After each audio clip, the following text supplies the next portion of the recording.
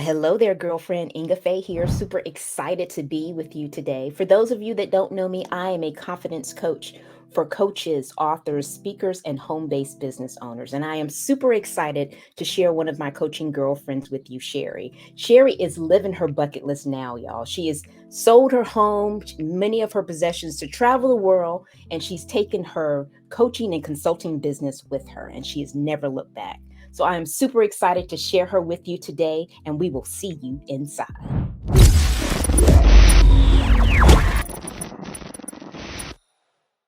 What's up, Sherri girl? Oh, I'm not much. I'm just so excited to be here, Ingafay. Yes, I am so excited to have you, girl. So tell us a little bit more about you, how you did this bucket list thing. You know, most of us talk about this, but we never actually do it. We want to know how we can live our bucket list now. So tell us how you did that, who you serve, and how you serve them. Yeah, I would be happy to do this. Well, I have been in this crazy world of being an entrepreneur for 22 years. It doesn't seem possible. And during that time, I've had, of course, a lot of different versions of my business. But it was about 6 years ago, a little more than that now, I think, that I had that proverbial knock upside the head moment. Where have you ever had one of those? Like once Yeah, you see it, you can't unsee it. And right. I realized that while I had a successful business, I wasn't living the lifestyle that I really wanted to live. And it was painful, quite honestly, because Hmm. I teach, starting with your vision in my work I do with my clients. I Right. teach them to start with their vision for their life and then build a business that fits into it. And here I kind of created a business that didn't. Hmm. And so I put my stake in the ground, and within 6 months, I'd sold my home, put my stuff in storage, completely changed the marketing on my business, Wow. and was traveling about 9 months of the year internationally, taking my business with me. And I haven't looked back, as you said in the opening. Well, that is awesome, girl.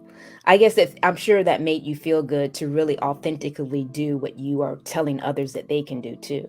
Exactly. Yeah, it was a pretty pivotal moment for me because I built a very successful business, but I was doing primarily live speaking and live networking. Hmm. And so if I left for 3 months to go to Europe or something, my leads would dry up because I didn't Right. have that consistent flow of leads that weren't dependent on me being there, quote unquote. I wanted to ask you what makes you passionate about living your bucket list now? Well, really, it's my whole story. I know that when you have a gift to share Hmm. and you want to turn that gift into a business, there Yeah. is no better way on earth to do that than to create a business that gives you that flexibility to make the impact you want to make, but do it in a way that allows you to live the lifestyle that you want to live.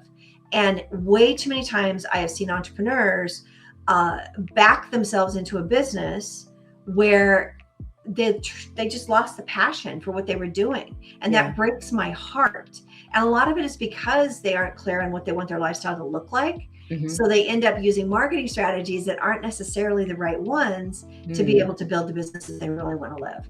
And if I can get entrepreneurs to get out of the someday I will and actually create a business that allows them to do whatever it is that is their bucket list. It doesn't have to be traveling. That's just my bucket list. Right. Whatever their bucket list is, supporting them to build a business that allows them to do that, then I feel like I'm making the difference I was here to make.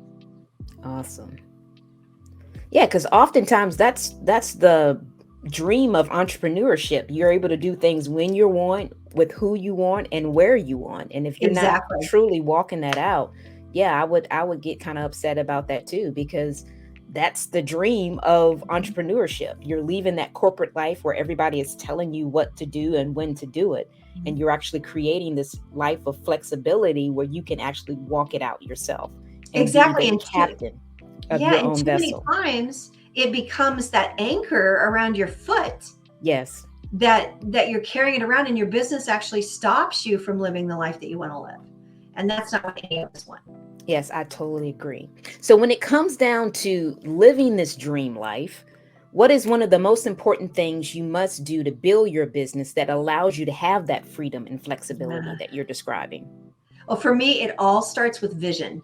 Mm, And when you get clear on what you want your life to look like, and I'm talking all areas of your life here, not just the business side of your life, but what do you want right. your health to look like, your relationships to look like, your environment, where you're spending time, where you're living, what a typical day looks like. Right. And then what's the wealth that you want to create and the money you want to make from your business, and what do you want your business to look like so that it fits into that lifestyle. When you get Exactly. crystal clear on that, then you've got a solid foundation from which to build your business so that it delivers on that lifestyle. And too many people do it the opposite. They kind of let their business go where it goes, accidentally in a lot of cases, and they end up having a business that takes over their life versus actually fitting into their life. So I'm curious, why do you think people just allow it to do that? Why do they basically, it sounds like people want a certain product or service that they may provide, and based on the number of people that are asking for that, they may feel the need to do that. Was like, oh, it must be some money here. Is it kind of that kind of situation, or is it something else? Sometimes it's that. Sometimes it's simply that they know they want to start a business, so they go to the least common denominator. I'm going to say that. Once worked with a client that was a language tutor, Hmm. and she was working for a tutoring company. Mm-hmm. So she decided she wanted to build her own business because she wanted the freedom and flexibility. But what Right. did she do? She recreated her job in her Ah, business. So okay. pretty soon she's working nights and weekends serving high school and college students and hating life because now she had this business, and sure, she wasn't working for somebody else, but it basically, she bought herself a job. Ah, And so she didn't start with getting clear on the lifestyle she wanted to live. And when we did that working together, she actually completely changed her target, started working with executives that were tapped to work overseas, and they mm-hmm. needed to learn the language quickly. So she worked with them in immersion language programs to learn the language so they could go overseas and be successful. And of course, they were willing to pay her a whole lot more than the college student or a high school student. Right. And they wanted to do it 9 to 5. So she was able to Ah, build the business that allowed her to do what she wanted to do, which was travel and not work nights and weekends and make right. more money. She actually more than doubled her income. Right. Um, and when she really started from her vision first and then built her business. Interesting. Interesting. Yeah, because I think about the tribe that I serve. For the most part, we're direct sellers Mhm. and network marketers. But for the most part, when I think of a direct seller, I still kind of think of someone like you were just describing, because they're direct selling their service. It's a service that they Yes. provide. They may not have a company name that they're affiliated with outside of their own, but it's still the same kind of thing where they have to find the client, find those leads, find those prospects that they want to serve, and then be able to serve them a product, and then build that lifestyle like you Mhm. just described, that they are have always dreamed about, that gives Right. them that freedom and flexibility. Tell us Yeah. tell us a And little bit more about that. well, yeah, I mean, what you just said, 100% right on. And if their vision for their life is that they want to be a mom, a full-time mom, and only have business between 9 and 3 so that they could be a mom before school and after school and nights and Right. weekends, Right. then they need to build their network marketing business just like any other business, so that the marketing strategies that they use are between that 9 to 3, and that's maybe a more virtual strategy Right. or a speaking or whatever it might be that fits into that lifestyle. It's Right. not having an evening meeting 3 times a week, which a Exactly. lot of network marketers can fall into that trap, right? Right. Right. So it's so easy to do it. I mean, look at me. I had been in business for what, 15 years or over 15 years at the time, and I had subconsciously built myself into a business that wasn't allowing me to live the lifestyle I wanted to live. And so it's so easy to not see it happening, Yeah. and really you need to be conscious about it at all times. I do a vision letter process every year. I update it as part of my planning process Mhm. on what I want to have happen in the next year, Mhm. and that helps me get really clear on, when everything has happened that I want to have happened in the next year, what's life going to be like, Right. and then I can build my strategies around that vision. Interesting. Interesting.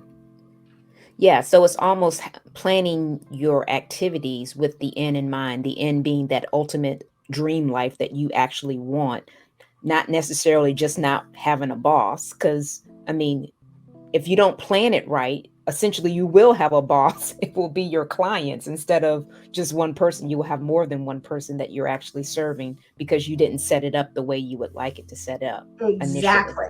Hmm. Exactly. And even more so, you just bought yourself a job that you're Right. probably getting paid less for. Yeah. Yeah. Totally agree, because you're putting more time and effort in the job than what you were doing before. Because when you were working in corporate, you were probably going in at 8 or 9 o'clock and Yeah. leaving at 5. But when you have your own gig, Yeah. you're pretty much doing everything if you haven't Right. set it up correctly. So yeah, you are working a Yeah. whole lot harder. So Yeah, let's and I let's. call that the business of running a business, and that's what kills so many entrepreneurs is Oh they got yeah, in business because they wanted to share their gift, right, and then there's all this stuff we have to do as an entrepreneur. So exactly. yeah, absolutely, you're right on.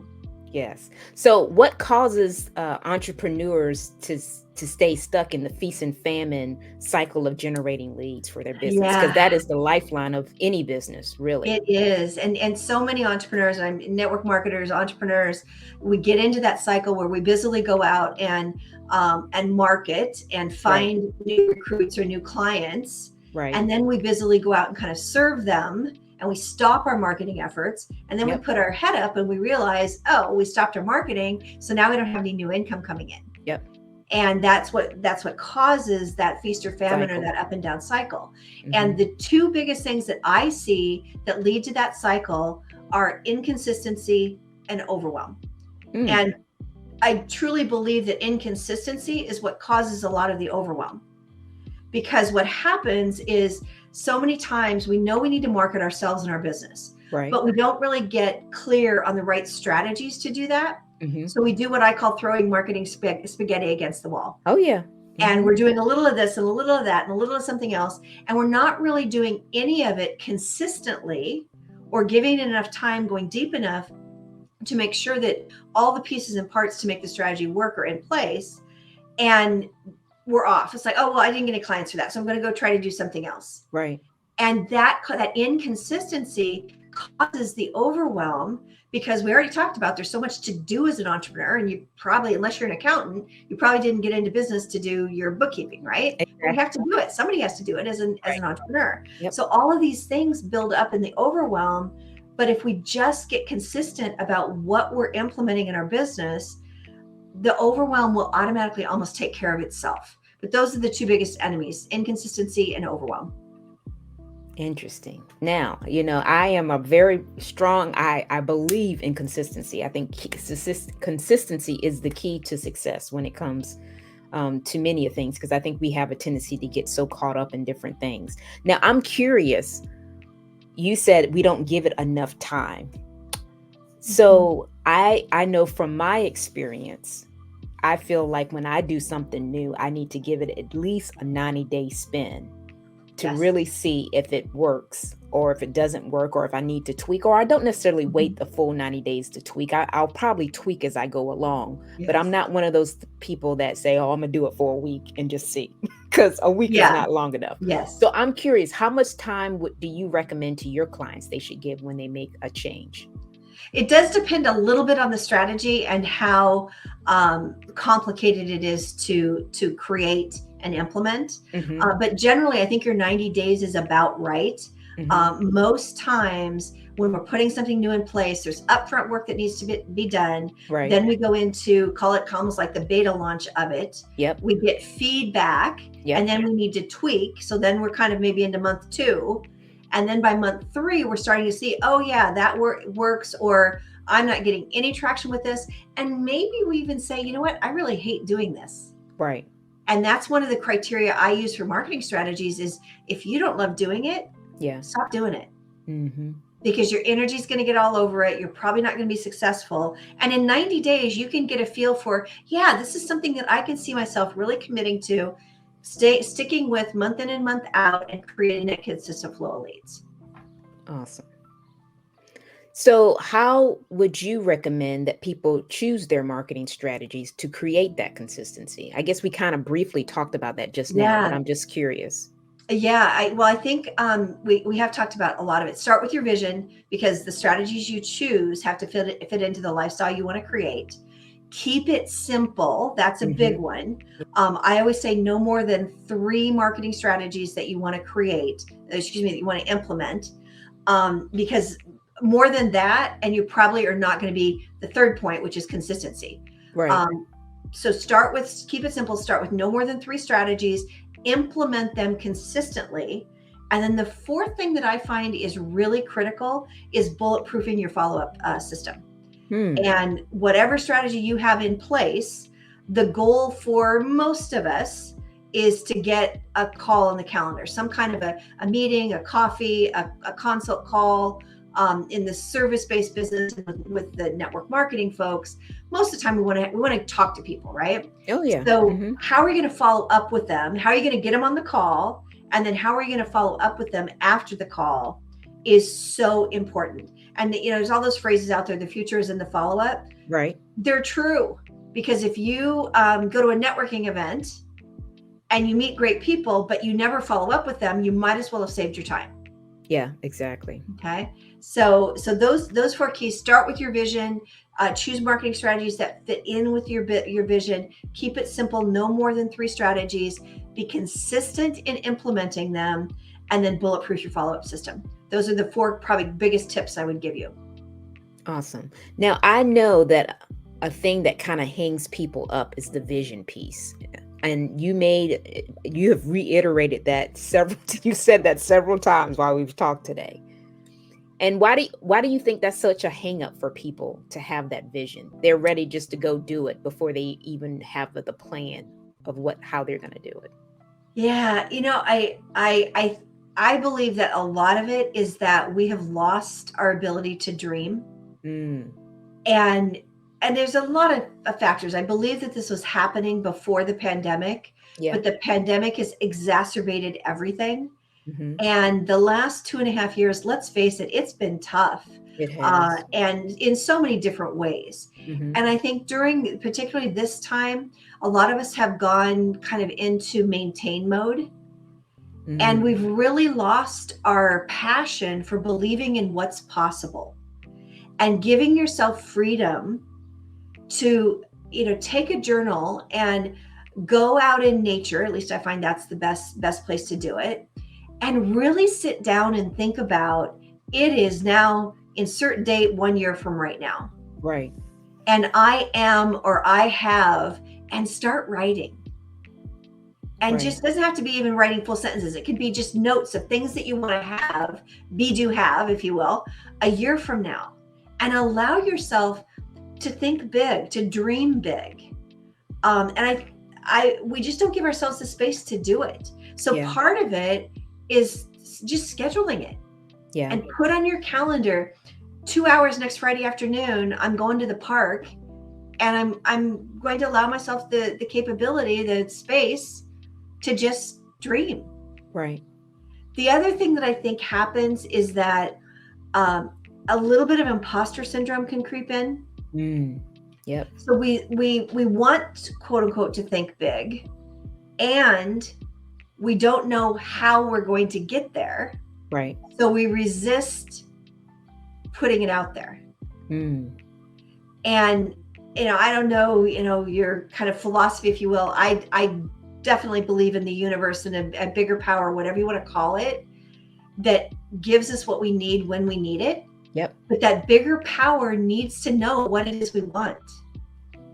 So if we're just kind of floating along, then the universe is going to say, well, they must be okay. You're not Yeah. asking for anything. So that working that ask muscle of learning to ask for what we want can be a small starting point. Maybe it's maybe you're in a job right now and you're starting your network marketing business on the side. I know that happens a lot, Right. that side hustle, if you will. Well, maybe it's having the courage to say to your current employer, I want to go to 4 days a week and work 10-hour days and have Fridays off. Mm-hmm. Or maybe it's asking your spouse or your family for something in support of your business, Right. so that you can grow the side hustle. Right. Whatever that looks like, give yourself permission to dream bigger, to think bigger, and to ask for what you want. And that Interesting. make all the difference. That was powerful. Thank you for sharing that. Mhm. I think that is part of what a lot of people, I mean, even including me, have gone through when it comes down to walking our dream out. What Yes. do we truly want? And I tell people all the time that I work with that it's not the how. You don't have to worry about the how. You just have to put it out there. Yep. And as you mentioned, the steps will be given to you.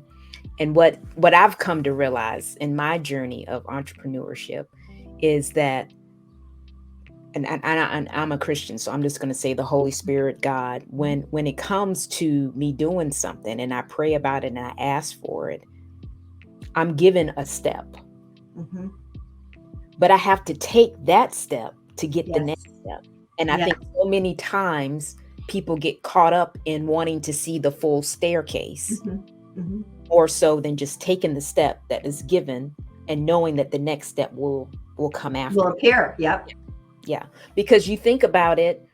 Well, I'll say it this way: the way I was raised, I was taught you need to go to school and get your degree, and then after you get your degree, you need to work for XYZ company for 30 plus years, Yep. and after you work there for 30 plus years, you're going to retire and get your gold watch. Uh-huh. Yep. So you Yep. have that staircase. And And and then your life can start, right? exactly, and then your life can start. And exactly, Yeah. and And that goes back to I'm thinking of a sermon that I was listening to where saying that life is not too short. It's just that we're just waiting.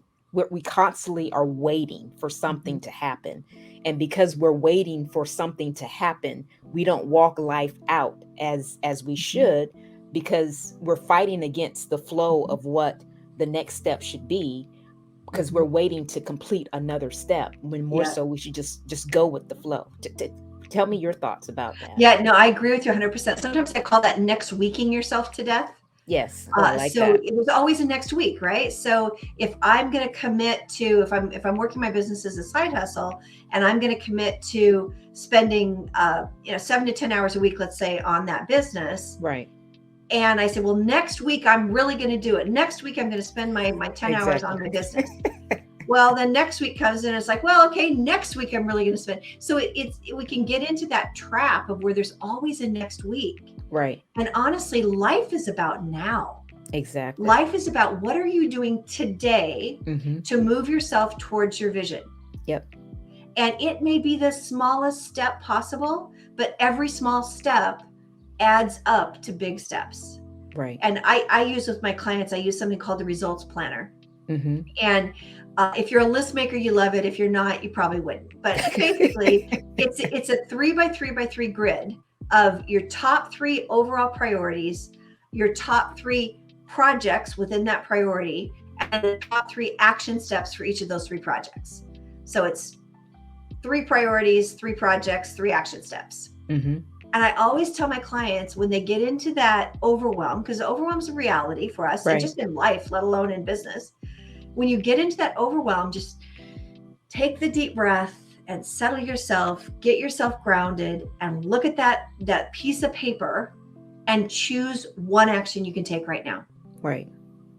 And if you do that every time you find yourself in that space, you'll be amazed at the progress you make, because those steps that you take move you forward, keep you in momentum, because momentum is a beautiful thing, Yes. and then keep you moving towards that goal. And but you have to get clear on what those priorities, projects, and action steps are, right? Right. Right. And that's the structure that a lot of people never get to, and it causes an issue for them because they don't know what to do when they're overwhelmed. Right. Right. Yeah, and I would totally agree that people dream. They dream about what they want, but the action is what gets them there. Yeah. And oftentimes some people get so caught up in the dream itself that they don't even think through, well, what can I do Mhm. to get closer to that? Yeah. Yeah. And that is where getting support is important. Having accountability partners, Oh, yeah. having a coach or someone Coach. who has done what you want to do can be Exactly. so valuable, because they can see the shortcuts. They know what you're going through, Hmm. and it can be invaluable just in making the progress that you want to make, whatever you're looking to do. Exactly. Exactly. Well, it has been a pleasure chatting with you here, Sherri. Yeah. I would love to know what are. Do you have any final thoughts before we close this out Ah, today? yeah. My final thought would be, allow yourself to be the gift that you are, Hmm. and show up in the world the powerful, empowered woman. I guess I'll speak to the women out there, Yep. that you are, and allow yourself to know and to stand in the possibility that you can be that powerful change maker and live the life that you want to live. It's Hmm. not an either or. You get to Right. have both. So, Sherri, tell us a little bit more about the freebie we talked about. I know you wanted to share something with my audience today. Absolutely. I work with a lot of entrepreneurs, and most of us are wanting to get people on a some kind of a call. We get our clients by talking to people, right? By getting on Right. Zoom or whatever it might be. But the question I get most often is, I know I need to do this, but how do I actually get people on my calendar? So I Hmm. created a free gift called 17 Easy Ways to Fill Your Calendar with Potential Clients. And Okay. it is just that. It's a resource for you to use of ways that I have discovered over 22 years of doing this, that you can get people to set up a call with you so you can turn them into collaboration partners, referral partners, and yes, new clients. Right. Now, the one thing I want to tell you is that I do not recommend you go out and implement all 17 of these. We talked about that today, right? The idea is for you to pick some of the suggestions on the list and implement them, no more than 3 to start. Now, you can implement, there's a few of these on the list that you can implement in 10, 15 minutes. So go ahead and do those first so you can knock them off the list, and then maybe do some of the others that take a little bit more time. The Okay. goal is to fill your calendar so you can talk to people, create those partnerships and those new clients that you want, so you can live your bucket list now. Awesome. Well, that is a great way to end this. I'm so excited that you shared with us today. I know that the folks that are watching are got a lot out of what you shared today. I know I did. So thank you again for coming out and sharing your information with my tribe. And for those of you that are watching, if you know of anyone you would love for me to interview, I'm very open to interviewing different people that will actually serve our community, direct sellers, network marketers, coaches, and authors. We want to make sure that you guys are building the business your way and walking out your bucket list now instead of waiting. And as always, thanks for watching and bye for now.